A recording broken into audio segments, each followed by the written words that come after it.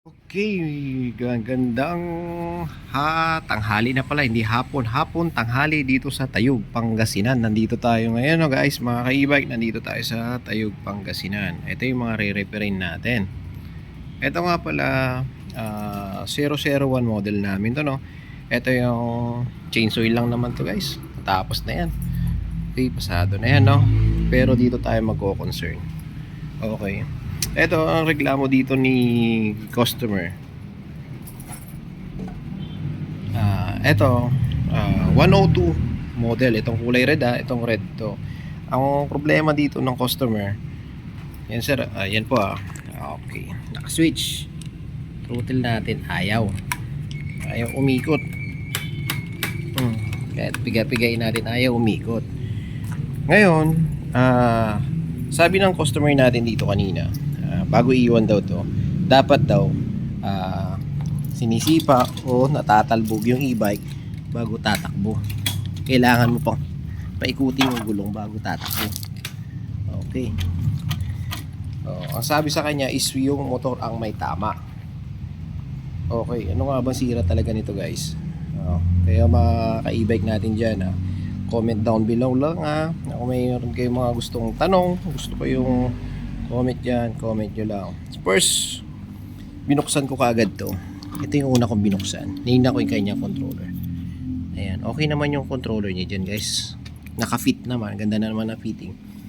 Tapos, ito nga, guys, binuksan ko na rin yung harapan para mas mabilis, no? Mabilis lang na video kasi ito, guys. Tinanggal ko na rin tong kanyang brake sensor. Pero ayaw pa rin eh. Ito, guys, pero hindi ako naniniwala, guys, kasi tumatakbo eh. Ayun, sinisipa pa. Off ko lang uli. Switch. Wala, ayaw na, guys. Yun naman ang sabi ng customer, pag na-hams ka, nalulubak ka, aandar yung e-bike. Okay, yan lang naman yung kanyang sinabi.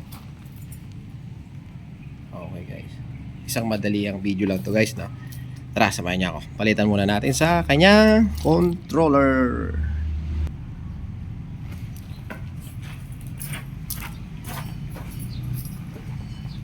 Guys, madali ang gawa lang to, no, guys. Off mo muna yung susi. Tapos, para hindi ka malito pag nagpapalit ka ng controller, kung ano yung tinanggal mo, yun din yung kabit mo, no? Eto, standard to standard lang naman, kaya madali mo makita. Okay. Pero pag mag-upgrade kayo ng mga controller nyo, yun lang, kailangan mo pag-aralan mo, ano? Ito kasi standard na lang, kaya kung ano yung tatanggalin mo, ganun din yung babalik mo dito sa kabila sa ikakalit mo.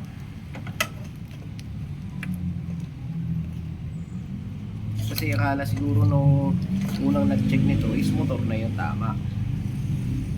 Kasi aandar, tapos bilang hihinto, tapos pag nalubak, aandar.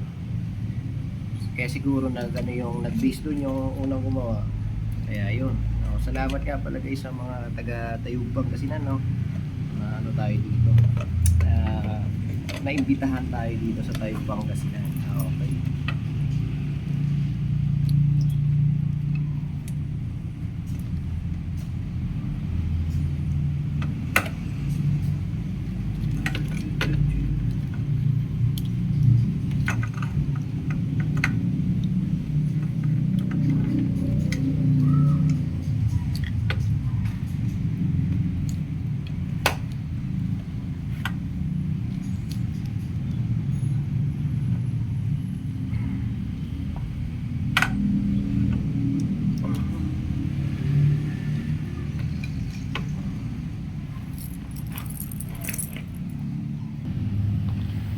Okay, at ito na nga tayo, guys, no? Ito na yung ginawa nating wirings. Okay, ito yung kanyang old na controller. Okay, ito yung dala natin bago. Okay, kaysa naman sa motor. Okay, guys, testing na natin. Moment of truth. Okay, nag-on na. Ayun.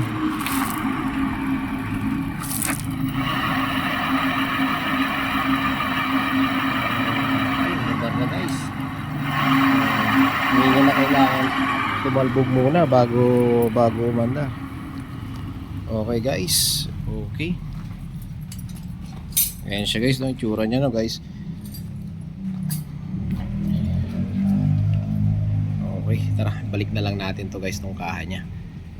Tara. Okay, at ito na nga guys, to, naibalik na natin.